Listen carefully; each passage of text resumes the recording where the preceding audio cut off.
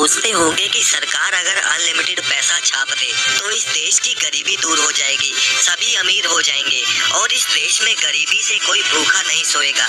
अब आपको मैं बता दूं कि जिम्बाब्वे देश के गवर्नमेंट ने सेम यही डिसीजन लिया था कि वो अब अनलिमिटेड पैसा छाप कर अपने सारे कर्जे चुका देंगे और सारा देश ही अमीर कर देंगे।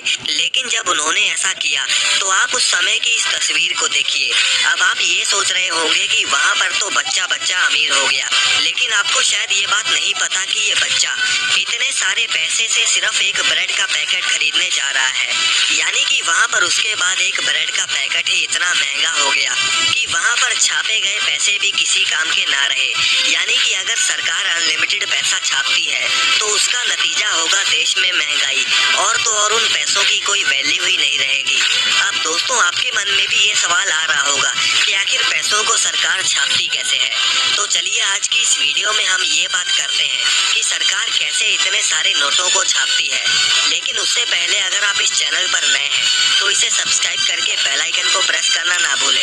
तो चलिए वीडियो को शुरू करते हैं। तो दोस्तों सबसे पहले फैक्ट्री में कॉटन के बड़े बड़े बंडल्स आते हैं और अब इन कॉटन के बड़े बड़े ब्लॉक्स को अच्छे से मैश कर दिया जाता है। प्रॉपर मैश होने के बाद उस कॉटन को पहले पेपर और पानी के बहुत बड़े ड्रम्स में फेंका जाता है ताकि इनसे बनने वाले नोटों में जान आ जाए, उसकी स्ट्रेंथ बढ़ जाए।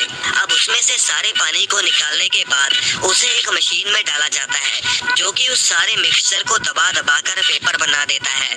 अब दोस्तों आपने देखा होगा कि इंडियन करेंसी पर गांधी जी का वाटरमार्क होता है और यही वाटरमार्क करेंसी को बनाने में सबसे पहले लगाया जाता है। अब एक तरफ मशीन में वाटरमार्क पेपर पर चढ़ता है और दूसरी तरफ वही पेपर का बड़ा सा रोल बनता रहता है। अब उसी बड़े से रोल में से कुछ पेपर का सैंपल इंस्पेक्शन टीम ले जाती है ताकि वो चेक कर सके कि कोई गलती तो नहीं हो रही। अब उस बड़े से मदर रोल को 3 रोल्स में कटिंग कर लिया जाता है जिससे उन्हें आगे का प्रोसेस इजी रहे। अब दोस्तों आपने देखा होगा कि नोटों पर होलोग्राम लगी होती है जिसे हम तार भी कहते हैं और ये हर नोट में अलग अलग रंग की होती है और ये होलोग्राम भी वाटरमार्क के बाद नोटों के ऊपर लगा दिया जाता है। अब इसके बाद पेपर का विजुअल इंस्पेक्शन होता है जो कि कंप्यूटर के जरिए किया जाता है और ये क्वालिटी इंस्पेक्टर अच्छे से चेक कर लेते हैं कि नोटों पर लगा वाटरमार्क और होलोग्राम ठीक है भी या नहीं। अब उसके बाद वो पेपर का रोल इस मशीन पर लाया जाता है जो कि छोटे छोटे टुकड़ों में काट देती है।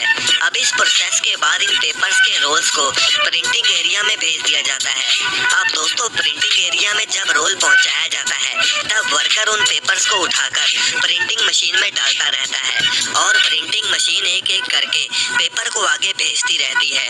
अब दोस्तों प्रिंटिंग सेक्शन में भी नोट 3 तरह की प्रिंटिंग से होकर गुजरते हैं।